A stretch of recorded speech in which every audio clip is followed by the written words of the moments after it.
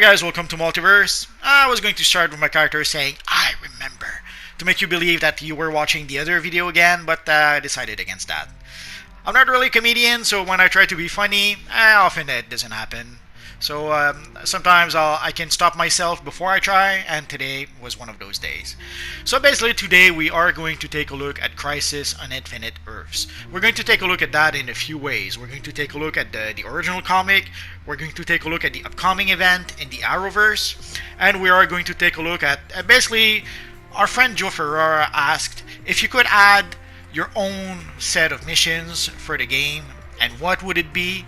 But the missions have to be some big multiverse threatening event. But if you had to make your own, what would it be about and who would be the big bad? And I replied to him very quickly, very easy, Crisis on Infinite Earth. That is the DLC that I would make. And obviously for Crisis on Infinite Earth, the big bad guy has to be the Anti-Monitor, which is fortunate, we already have him in the game. Obviously, they could give him some sort of upgrade since we already defeated the Anti-Monitor, or sort of. We defeated him and send him 1 year in the future. But they could give him some sort of upgrade. At some point, they upgraded the Anti-Monitor with some Yellow Lantern. I'm not sure if he had Yellow Lantern powers or just some sort of Yellow Lantern armor. But I'm sure there's a way they could upgrade our friend the Anti-Monitor. But basically, if I could add one big event, one DLC to this universe online, it would be Crisis on Infinite Earths. The impact that Crisis had is pretty much undeniable to this point, although it is a pretty old event. Sadly, one thing that seems to happen in a lot of things, not just with this universe online, but with movies, with comics, they tend to try to focus on the newer stuff, and they tend to try to ignore the classics, the older stuff.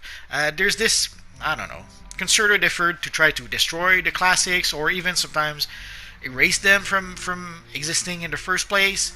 It's a bit sad. It breaks my heart every time I see that. Sadly, it seems to be an ongoing movement, if it makes any sense. So let's take a quick look at Crisis on Infinite Earth, the comic. Basically, it was a 12-issue maxi series way back when. Today, it may seem obvious, like today we've had miniseries for decades now, but way back when, a 12-issue maxi series, it was kind of a new thing. Usually comics were an ongoing thing, and back then having a series that would be 12 issue with a start, a middle, and end, and that's it. That was pretty much new at the time. Also having it crossover with pretty much every single DC comics at the time, that was also something that wasn't really done at the time. So you had Crisis on it. But you could enjoy Crisis on Infinite Earth on its own. The very first time I read it, I just read the 12 issues. I didn't read any of the tie-ins or crossover. At the time, for some reason, I wasn't reading that much DC comics. But then at some point, once I read the Crisis on Infinite Earths, I think that is pretty much a comic that cemented me as a DC fan. Often people would ask me, am I a DC fan, a Marvel fan? I grew up reading Marvel comics because Marvel comics is what was being translated in my neck of the woods. But when I read Crisis on Infinite Earths, that pretty much cemented me also as a DC fan. So I've been a Marvel and DC fan for pretty much forever. But Crisis on Infinite Earths really introduced me to the richness of the DC Universe Online, the depth of the DC Universe Online. So how varied it was, there was so many characters, so many universes, and it's a bit ironic because it is the series that took all those universes, that took all that rich material that DC Universe had, and they pretty much destroyed a whole bunch of it, and they created they made it only one universe with only one continuity. Which was a mixed blessing, and in retrospect, I guess it did simplify things a lot for some people, but it got rid of so much of the rich history that it's a bit heartbreaking when you think about it in retrospect. But they were trying to basically correct a lot of things they thought were continuity errors. Like basically there were multiple versions of Atlantis, there were multiple versions of Superman, there were multiple versions of Batman, and I guess people were worried that it was causing brand dilution or brand confusion. I can see where they came from, but way back when I was a 12-year-old kid, and I had no such confusion, so I never understood that, because if I was able to take any DC comics and understand what's going on, even though, yeah, obviously you don't know everything about the DC multiverse unless you read a whole bunch of comics, but you don't need to. You can just enjoy that one piece of story. And usually comics way back when would do a good job when there was some backstory that you needed to know. Usually comics would do a good job filling you in on that backstory. The same was true with Marvel. There's a lot of Marvel comics where I read the story. I often read stories that would be a follow-up to a previous story, and I would understand the story fine. All the important element needed for the story were in the comic. And Crisis on Infinite Earths was no different. If you could read the 12 issues maxi series the same way I did, and understand everything that was going on. And in retrospect, later on, I managed to read some of the tie-ins. And yeah, it did fill in more information about some aspects of the comics, but it wasn't really needed. Again, the comic had all the important plot point that you could follow it well enough. And also, it is a feat. It is a feat that's been unmatched to this day. The closest I can think of that we're able to match what Crisis on Infinite Earths did was the JLA Avengers comic. Again, there's such richness in Crisis on Infinite Earths, and they tried to reproduce that. Basically, they tried to reproduce the Maxi series event afterwards. We had the Millenium miniseries. Actually, Legend was actually... there was Legend by John Byrne and I think it's John Ostrander or something like that. And the comic was pretty awesome, but it didn't have the scope that Crisis had. Not just because it was 6 issues, but it was smaller in scale, if it makes sense. And also the same with the execution.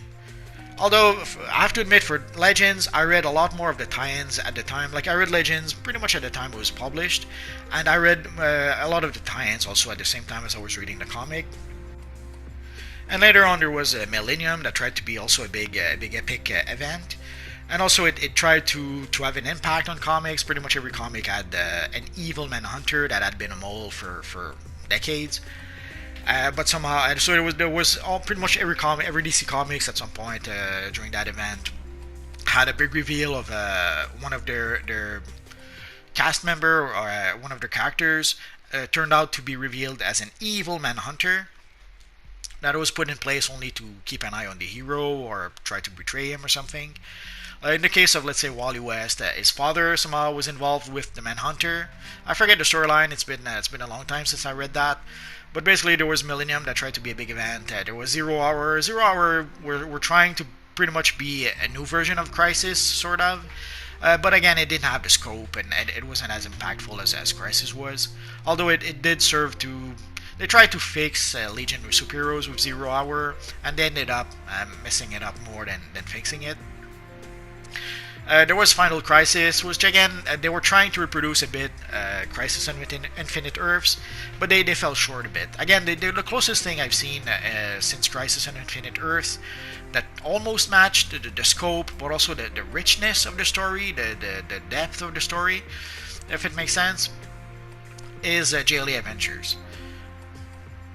And of course, it was also produced by George Perez, which is crazy, I tell you. He would put 1,000 characters on a single page. That man was a machine, and he was a force to reckon with. And there's a few imitators that tried to reproduce what he did, but no one could do what George Perez did so effortlessly, or so it seemed. So for the comic, it was an awesome event that lasted, I think it lasted for a whole year. Seeing how it was a 12-issue event, and also some of those issues even were double-sized, which is even more incredible. And Crisis brought us a few events. Spoiler alert, if you've never read Crisis on Infinite Earths, I might spoil a few things. Although those spoilers are like 40-year-old now, so probably doesn't matter. But basically the Crisis was where we got the death of the Flash, and then later on he was replaced by Wally West. And we had Wally West being the Flash for like 20 years until they decided to bring Barry Allen back. We had the death of Supergirl, and then in a weird way they brought her back not even a couple, yeah, maybe a couple of years later, but they brought back a new version of Supergirl, which was the Matrix character from an alternate pocket universe. It was a convoluted mess to basically they tried to have an impact by getting rid of some elements, by killing some characters, but also they were trying to streamline Superman so that he would be back as being the last son of Krypton. But they still wanted to have a Supergirl. They I guess marketing or merchandising could not let them not have a Supergirl. So they tried to bring back some Supergirl in some form, and they created this Matrix character who decided to become Supergirl later on. And then in much later years, it became an even bigger mess where she became an angel, and it was a whole mess. But basically, marketing wouldn't leave her alone. So they tried to have those big impactful events in Crisis on Infinite Earths, and probably the event that lasted the longest was the death of the Flash. It took quite a long time before they brought the Flash back. But in the case of having Superman being the last son of Krypton, as I just said, they tried to bring back Supergirl. They brought back Superboy, but seeing how Superman had to be the last Kryptonian, Supergirl was now Matrix from the Pocket Universe, and Superboy was now a clone of Superman and Lex Luthor, so not really a Kryptonian, and obviously not from Krypton. So they were trying very hard to keep Superman the last son of Krypton, but they were trying very hard also to get back some of the characters that they got rid of, probably because of marketing and merchandising. And the same is true with the Batman, I suppose. They tried to... so Crisis on Infinite Earths gave us Batman Year One. It gave us Man of Steel. Basically, they tried to reboot Superman for a new audience, and I can see why they would do that. Ironically enough, it kind of worked. I was buying Superman comics once in a while. I wasn't a regular reader. The same with Batman, I suppose. But with Crisis on Infinite Earths, after that, I became a regular Superman buyer. Not because of Crisis itself, it was more because of John Byrne. I was a big John Byrne fan way back when. So when I saw, I think it was a cover of Action Comics with Booster Gold fighting Superman, and I was hooked. I got that comic, and then I got all the back issues that I somehow had missed. And then I got Man of Steel by John Byrne. And I was a big John Byrne fan, so I pretty much tried to purchase every Superman comics he made, which in retrospect wasn't that many. He was on the book for roughly 2 years. Although in that time he was doing Superman, he was working on Action Comics, and also he had done a whole bunch of one-off or fill-in, or I think he wrote an Action Comic annual drawn by Arthur Adams. So in those short 2 years, he actually produced a lot of Superman comic, but it did give a finite amount of Superman comic to get. And of course, it led also to Batman Year One. I'm not sure if I forget if I read Batman Year One before The Dark Knight Returns or after, but you could pretty much see the link between the two at the time. And also, another thing it brought us is the George Perez Wonder Woman series. I have to admit, I didn't really like the stories. The artwork by Perez, especially the first few issues. The first few issues, I think he was penciling and inking himself, but then at some point he got an inker, which did not really complement his style very much, I thought. But I didn't really like the Wonder Woman comic.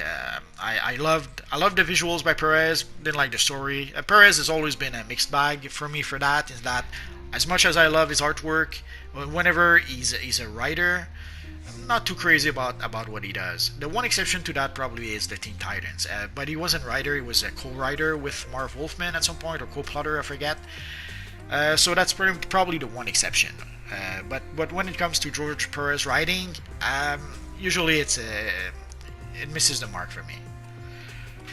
So Crisis on Infinite Earth was a really rich story, really rich comic, and then it brought us a new DC universe afterwards, which is a mixed bag again. They tried to fix a whole bunch of stuff. They ended up messing up a whole bunch of stuff.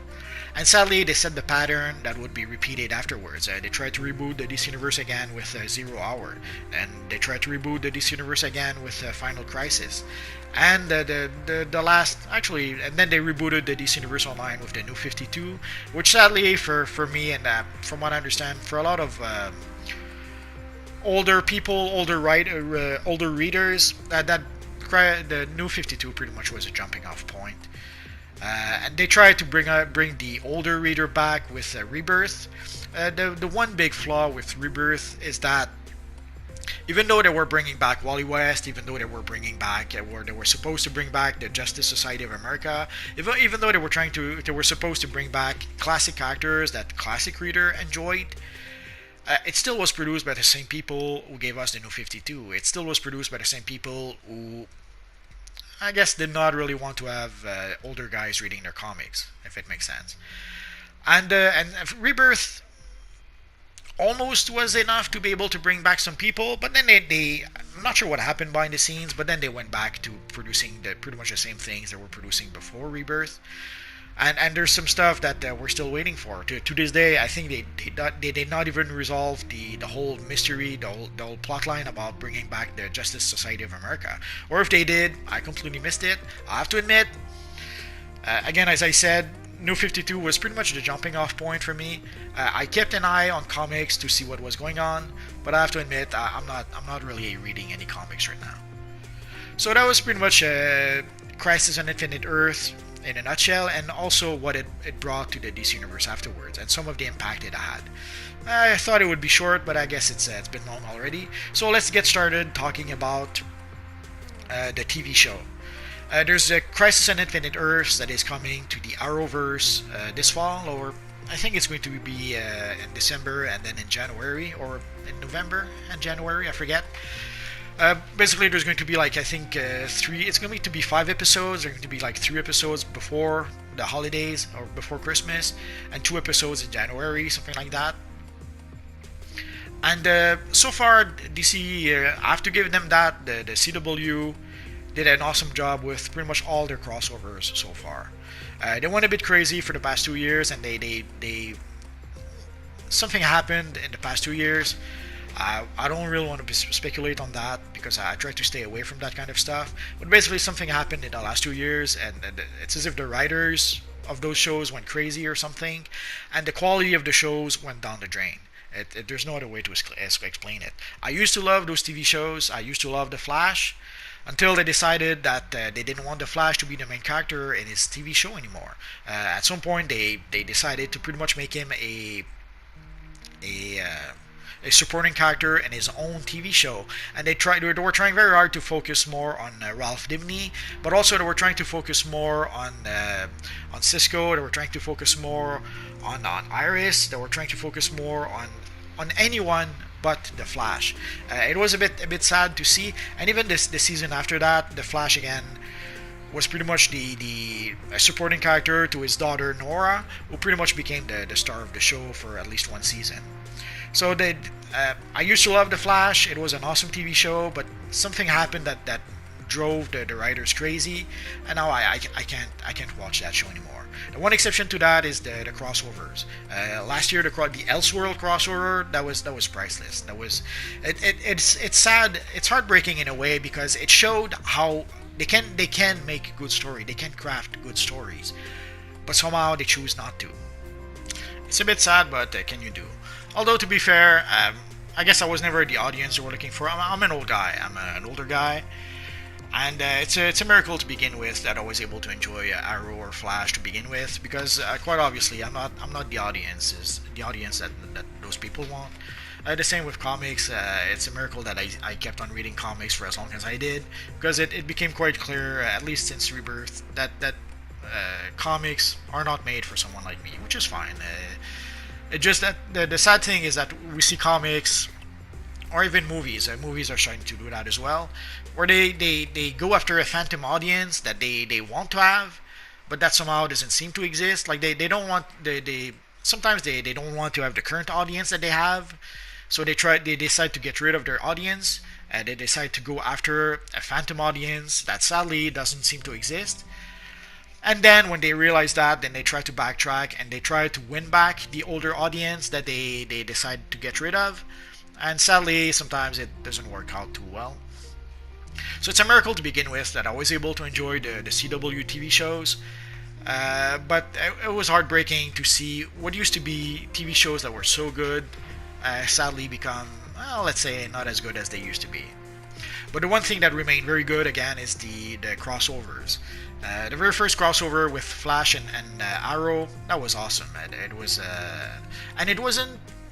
It was self-contained also, which made it even more awesome. So you didn't even have to watch the Flash to enjoy the Arrow Flash crossover and the Arrow series, and vice versa. So it was awesome. And the year after that, it was the crossover with Hawkgirl and Hawkman, which led to Legends of Tomorrow, which again was an awesome crossover. And then we had the Crisis on Earth X crossover, which was awesome, even though it was a bit thick with the metaphor of punching evil German. I won't say the actual words because I don't want my video to be flagged. But the crossover itself again was awesome. It was another fine example of showing that the writers could craft a really fun, really entertaining story, a really strong story if they wanted to. But sadly, they seem to choose not to. And last year, the Elseworld event was another example of that. It was rich. It was rich with a lot of Easter eggs, but also the story was awesome. It was entertaining. It was rich. It was a great crossover again. It had a few cringe moments, but overall it was a very entertaining crossover. So if they do the same with Crisis on Infinite Earths, and also the Elseworld event was pretty much the building block, the setup for Crisis on Infinite Earths, which we'll get later this year, towards the end of the year and early next year, and hopefully it should be all kinds of awesome. So far it's been great. The previews we've been seeing are great. Our friend Jeffrey, who posts very often, sent me a whole bunch of links the other day. I did not address them all because I was a bit busy at the time. But our friend Jeffrey Lane basically sent me there's a whole bunch of clips, if you like, on YouTube. About either previews or trailers for the upcoming Crisis on Infinite Earths crossover and the Arrowverse. Also, it seems to promises, spoiler alert, if you don't want to know anything, you can skip a bit. Basically, it seems to promises that our friend Oliver Queen, sadly, will be a little bit dead by the end of the crossover. I'm pretty sure they're going to pull some sort of bait and switch. I think they're trying to create this drama where, oh my god, Oliver is going to die. And then maybe Oliver is going to die, but it's going to be a fake death and he's going to start again under a new name. But we also know that it's the last season of Arrow, and it's even a shortened season. I think it's only 8 episodes, if I'm not 8 or 10 episodes for Arrow this year, and this is going to be the last season of Arrow. And also they're going to pretty much go full steam ahead and make the Flash pretty much the flagship character for the CW, which technically he already was. When you saw after seeing the first season of the Flash, if you paid just a little bit attention, you would see in all the promos that Flash was the flagship character afterwards. You had Flash having the center stage, and Green Arrow was somewhere to the side. So technically, Flash has been the flagship title for the Arrowverse for quite some time, even though it's still called the Arrowverse. Although some people are trying to call it the Flowerverse, but that's another debate, I suppose. But the Flash will pretty much become the flagship character of the Arrowverse afterwards. Will actually officially become the flagship character. That should be what I said. So we're supposed to get the death of our friend Oliver Queen, but they gave us a whole bunch of fake outs previously, so we know what to expect. We know we can expect that maybe they'll surprise us by actually going through with it, but odds are that there'll be some sort of shenanigan where Oliver will die but not really, or someone else will die instead of Oliver. We'll see. But I'm very excited for the Crisis on Infinite Earths crossover, even though I no longer watch those shows. Actually, I'm lying. I'm a liar, pants on fire. I did watch the last season of The Flash, minus maybe there's a few episodes I skipped because I really didn't want to watch those. But I watched most of the Flash season, and I can't watch that show anymore. But for the crossover, I will make an exception. So this year the crossover should be, from what I understand, Batwoman, Arrow, Flash, and Legends of Tomorrow. Oh, and Supergirl. I almost forgot Supergirl. Which our friend Jeffrey was telling me she got a new costume. I kind of sort of saw that in some of the promos, but I wasn't sure. And also I wasn't sure if was it really Supergirl, or was it because it's going to be Crisis on Infinite Earth, so it could have been an alternate Supergirl from Earth, whatever. But Jeffrey confirms that Supergirl is going to be able to get a new costume and a new, from what I saw, also a new hairstyle. So those 5 shows will be the crossover event. I'm not sure why they didn't include Black Lightning. There might be some sort of weird license issues that I'm not aware of. Although Black Lightning will be included in the crossover, there's just not going to be an episode of Black Lightning included in the crossover. So the crossover will be 5 episodes. Again, from what I understand, we're going to get 3 episodes before Christmas and 2 episodes after Christmas in January, sometimes in January. For Batwoman, there's a lot of controversy. I don't really want to get into that. I don't like getting into identity politics very much, or even politics for that matter. So I'm not going to talk about that. But basically, we're going to get a new show, a new Batwoman TV show. I can already tell you I'm not planning on watching that other than the crossover. Maybe I'll watch a crossover, will think, oh, this show is awesome, and I'll go back and watch the whole series. We'll see. But so far I'm not really planning on watching any of the shows other than the Crisis on Infinite Earth crossover, which sadly also will be the end of the Arrow TV show, and where the Flash will officially pick up the mantle and become the flagship character for the whole brand, for the Arrowverse. So enough about the TV show. What about the DLC? Again, as I mentioned, our friend Joe asked what kind of mission would I add to DC Universe Online, and as I said, it's simple enough: Crisis on Infinite Earths. I know that technically we already had a Crisis, we had Origin Crisis in DC Universe Online, but we could do better. We could push things one step better.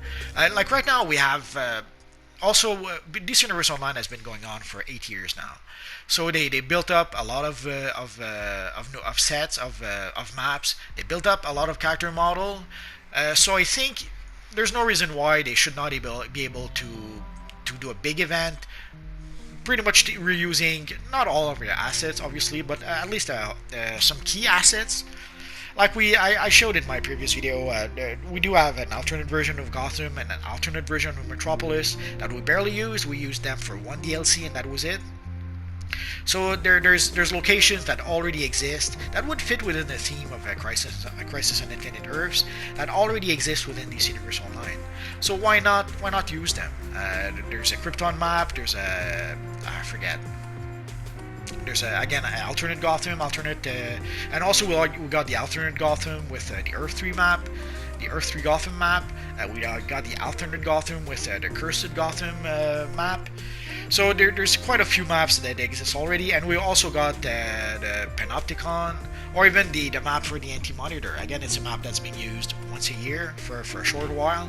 So there's a whole bunch of content that could be used, because the issue with most DLCs is that they have to try to cut to keep production costs low.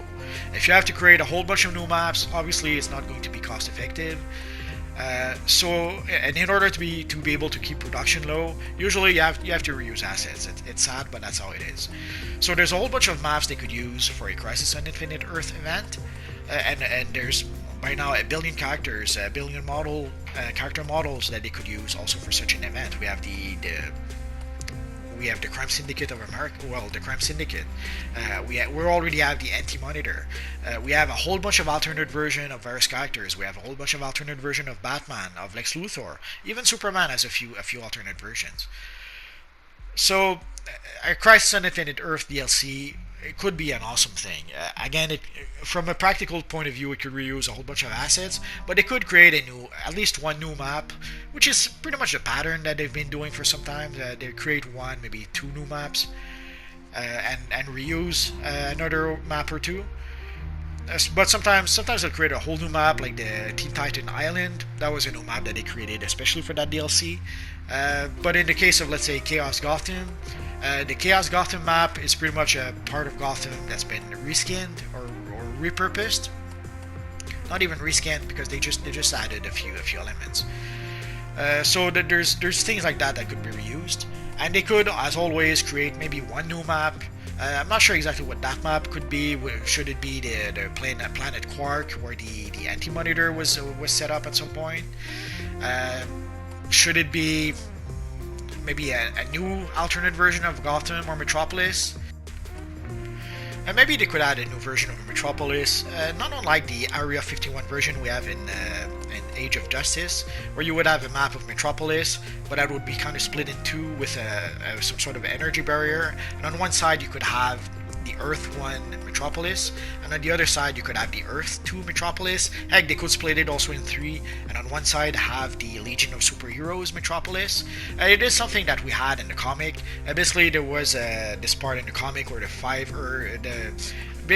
for those who don't know, the multiverse was destroyed, except for 5 Earths. Towards the end, there was only 5 Earths left. There was Earth 1, Earth 2, Earth S, Earth C, and Earth X.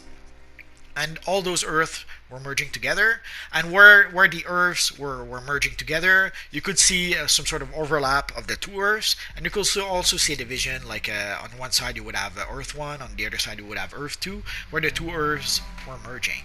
And the same with the Legion of Superheroes. You had the future of the Legion of Superheroes also merging with all that. So again, you had places where you had a barrier, where on one side you had the Earth regular version of Metropolis, on the other side you had the Legion of Superheroes version of Metropolis, again from Earth 1. At least way back when the Legion of Superheroes was Earth 1. So they could do something like that, maybe a map split in two, maybe split in three. I'm a big Legion of Superhero fan, so I'm hoping that someday they will add the Legion of Superheroes to DC Comics, to DC Universe Online. But until they do, what they could end up doing is that just split the Metropolis map in two. Obviously, it wouldn't be the complete Metropolis map. It would just be a section, because that's pretty much what they've been using for some time. So they could have just a section of Metropolis that is split in two, and on one side you have Earth 1, the other side you have Earth 2.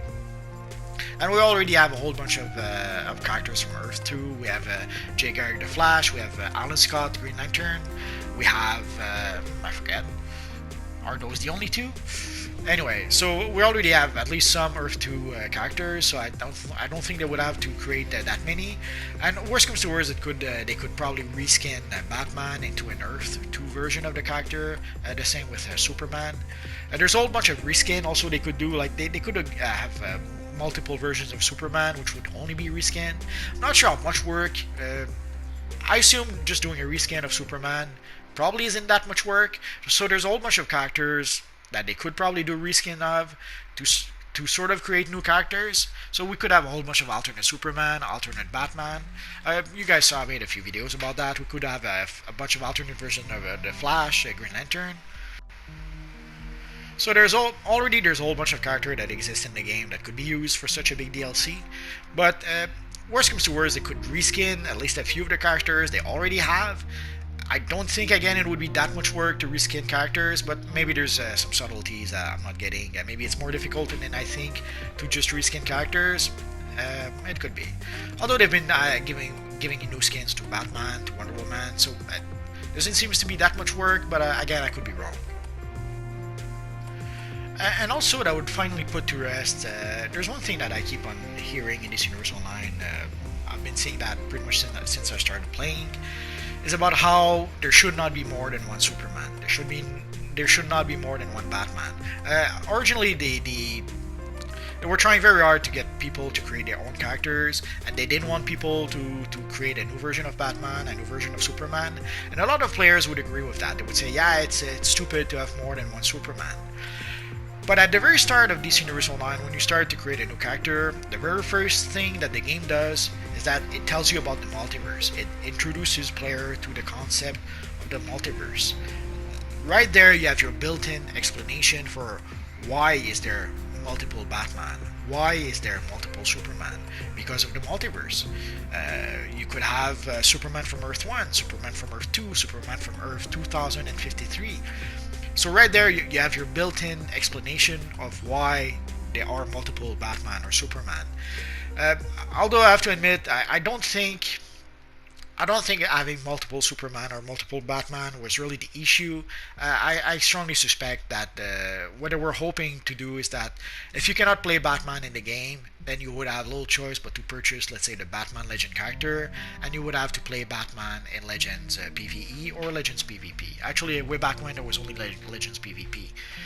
So if you really wanted to play Batman, you had no choice. You had to purchase a Legend Batman character and play Legends PvP. The same with Superman. The same with whatever Legend characters they would offer at the time. Sadly, did not work as well as they hoped, or yeah, I guess it did not work as well as they hoped. And at some point, they finally threw in the towel. They gave up on Legends, basically. And finally, they gave us the option to be able to create our own Batman, our own Superman. It took a long time, but they finally got around to giving us that option. But sadly, the option was there to begin with, already built into the game, built into the introduction to the game. You had your in-game explanation. This is the multiverse. So yes, there are many Batman, there are many Superman. It's like that line in Fringe, I think. There is more than one of everything. So obviously there is more than one Superman or Batman.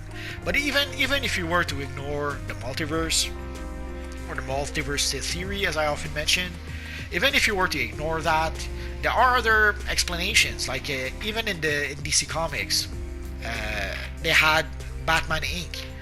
And you had there's a period of time where you had Bruce Wayne who was Batman, and you had Dick Grayson who was Batman, and there was a whole bunch of other Batman, although some of them were not called Batman. Like there was a character called Batwing for some reason, but basically Batman Inc. was a whole bunch of different alternate Batman within the very same universe. And I guess it was also their way to try to bring back Bruce Wayne as Batman, but for a while they also wanted to keep Dick Grayson as Batman because they had the comic with Dick Grayson being Batman and Damian Wayne, who was Robin at the time. So I think they created Batman Inc. so that they could have their cake and eat it too. But even then, there is Batman Inc. So if you need an in-game explanation to explain why there's many Batman, very simple, Batman Inc. And the same could be true for Superman. We had Reign of the Superman, where you had a whole bunch of we had 4 characters that came out of the woodworks and pretended to be Superman or claimed to be Superman. We had our friend Cyborg Superman, we had the Eradicator, Superboy, and Steel, and that pretty much is something that kind of reflects DC Universe Online. We could have not only characters that look like Superman, that pretend to be Superman, but that don't exactly look like him. Like if you look at Cyborg Superman, it kind of looks like Superman, but not really because he's a cyborg. Even the Eradicator could have looked like Superman, but somehow decided to use a completely different, a fairly different costume than Superman. You had Superboy, which was a younger clone of Superman. So again, built into the DC lore, you already have a reason to explain why there would be multiple Superman. You take Reign of the Superman, use it on a grander scale, and it explains the many Superman that would be in DC Universe Online. So, and Crisis on Infinite Earths could cement that. It could be basically the final nail in the coffin, explaining that there can be more than one of everything. There can be many Batman, because we have Batman from Earth 1, Earth 2, Earth 3, Earth, whatever. The same with any character in DC Universe Online. And also, they could almost use it maybe to add a new concept in DC Universe Online. Like when Crisis on Infinite Earths was created, there's a lot of things that didn't exist way back when. Like they didn't have Kingdom Come back then. They didn't have the No Frontier back then. So one thing that Crisis on Infinite Earths, the DLC, could do that the comic didn't do is that it could include alternate version of the DC universe that did not exist back then. So we could have Kingdom Come included. Again, Kingdom Come would require a reskinned Superman, so I don't think it would be that difficult to do. But again, there might be some subtleties I'm not getting. Although I will make a Kingdom Come video soon. Basically, we can already recreate at least a very few Kingdom Come characters if we want to within DC Universe Online. So right there and then, I'm sure they could easily recreate at least a handful of Kingdom Come characters for Crisis on Infinite Earths DLC. The same with Multiversity. There was the series called Multiversity a while ago, where we had again multiple. Basically, they were trying to re-explain or re-explore the multiverse from the lens of the New 52. Basically, with the New 52, the multiverse was limited to 52 Earths or 52 universes, and Multiversity basically was an attempt, I guess, to explore the 52 universes that existed back then. So I guess they could use elements from Multiversity also in this DLC. Like they wouldn't have to just settle with just Crisis on Infinite Earths. They could get elements from Kingdom Come. They could get elements from Multiversity. They could get elements from the New Frontier, from series that came after Crisis on Infinite Earths, but that would still fit within the concept of this universe of Crisis on Infinite Earths. That would still fit within the themes of Crisis on Infinite Earths. So, and the same with Infinite Crisis. I guess they could, if they really wanted to, they could wait and have in the future an Infinite Crisis DLC, or they could incorporate elements from Infinite Crisis into Crisis on Infinite Earths. That is the thing with DC Universe Online, is that they don't exactly reproduce exactly what was in the comics. Sometimes they'll make a synthesis of a whole bunch of elements and put them together and come up with almost something new by using something old. The best example I can think of is that the Earth 3 DLC. Basically, the Earth 3 DLC, the Earth 3 has been existing in DC Universe, in the DC Universe comics since the 70s. There was multiple incarnation of the Crime Syndicate of America, or just the Crime Syndicate as it became known at some point. So they pretty much made an amalgam of a whole bunch of elements from various different versions of the Crime Syndicate. They didn't really do exactly the Crime Syndicate from, what was that series? Forever Evil. Basically, the event where the Earth 3 Crime Syndicate tried to take over, is it Earth 0 or Earth 1? I always forget. I think it's Earth 0 now. The New 52 Earth is referred to as Earth 0, because Earth 1 is a series of graphic novel that they decided to make at some point. So the version of the Crime Syndicate we got in DC Universe Online, or even the whole DLC, wasn't really inspired by the latest version of the Crime Syndicate, although there was some of that. So basically, they made an amalgam of a whole bunch of different versions with the Crime Syndicate, but they do always try to give us somewhat the more modern version. We can see the costume for Owlman. That's directly the costume that he had in Forever Evil. I guess you could say the same with Johnny Quick. For Ultraman, it depends. But basically, very often they'll try to give us, even when they give us classic, they give us something for classic characters, they make it modern, or they go for the more modern version. The best example I can think of is Alan Scott. I remember when they told us that they would give us the Alan Scott emblem. It was within the Age of Justice, in the context of Age of Justice and the time capsules we got at the time. I think it was the Arcane time capsules. And they gave us the Jay Garrick emblem. They gave us the Dr. Midnight. They gave us, let's say, classic version of those characters, but somehow they gave us the modern version of the Alan Scott emblem, or not just the modern version, the New 52 version of the Alan Scott emblem, as opposed to the classic emblem that the character had. So it was a bit of a mixed blessing, and that we had an Alan Scott emblem. We just didn't have the classic version of the emblem, sadly, which often happens. So technically, DC Universe Online once in a while will go and give us some classic stuff, but more often than not, they've seem focused on giving us the more modern version of some of the classics. We saw it with Shazam or Captain Marvel. They gave us the Shazam time capsule, but it included the new 52 version of the character.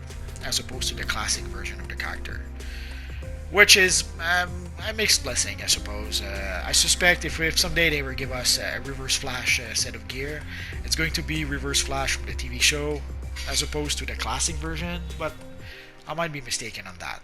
But anyway, so basically I would do a Crisis on Infinite Earth DLC in a heartbeat. And there's already a lot of elements within this Universe Online right now that could be used for such DLC. So I don't think it would require them to create that much new stuff. They could basically create one new map, maybe reskin a whole bunch of characters. And again, they wouldn't have to restrict themselves to the Crisis on Infinite Earths comics. Obviously, they could reach out to other sources, as I mentioned, Multiversity, Kingdom Come, New Frontier. They could get inspiration also from that to be able to give us alternate universes or alternate versions of different characters. Like we could have let's say the classic Superman character, but then we could have a reskinned version that would be the New Frontier version of the character. We could have a reskinned version that would be the Kingdom Come version of the character. So they could give us a whole bunch of characters, which yes would technically only be reskins of already existing characters, but that is one way that they could, because Crisis on Infinite Earths would require multiple locations, but also a lot of characters to be able to get the epic scope that the event might need. Although obviously there's a limit to how many characters they can add to an event and to the DLC. So obviously they wouldn't include everyone, but it would be nice if they could include as many characters as possible, and I'm sure they could find creative ways to be able to do that. Maybe they could add if some of those, if having too many characters in one map would be a problem, they could have posters about the entire group. They could have just TV screens with alternate universes showed on them. There's a whole bunch of new ways they could do to try to keep creating new elements to a minimum. But again, I don't think doing reskins of characters would be a big deal, but again, I could be mistaken on that front. So that's pretty much it, guys, and I was going to say in a nutshell, but it's a pretty long nutshell. So the one event I would add to DC Universe Online, or the one DLC I would add to DC Universe Online, is Crisis on Infinite Earths. I would try to make it epic. I would try to have all the characters that we have in DC Universe Online right now, if it's possible. I would do a whole bunch of reskins to be able to have even more characters in that event. And again, for the maps, there's already a whole bunch of new of maps that we could reuse for that event. So I would create maybe one new map, as I mentioned, maybe a version of Metropolis with half of it being Earth 1, half of it being Earth 2, and then you have to fight the evil Anti-Monitor somewhere in between. So that would be the DLC I would add. Let me know what you guys think in the comment section down below, and not just about the an upcoming possible Crisis on Infinite Earths DLC, but if you have any thoughts about the original comics, just mention it in the comment section down below. Or what are your thoughts on the TV show? Are you an old guy like me who kind of enjoyed the first few seasons of the TV shows and then had to pretty much stop watching? Or are you still enjoying those TV shows? Let us know in the comment section down below. And again, for a DLC, what would you think? What would you like to see in a Crisis on Infinite Earths DLC? Again, put your suggestion in the comment section down below. So that is pretty much it for now, guys. So as always, if you have any questions, feel free to ask so in the comment section down below, and I'll see what I can do about answering your questions. So as always, thanks for watching, and hopefully I'll see you guys next time. Bye-bye.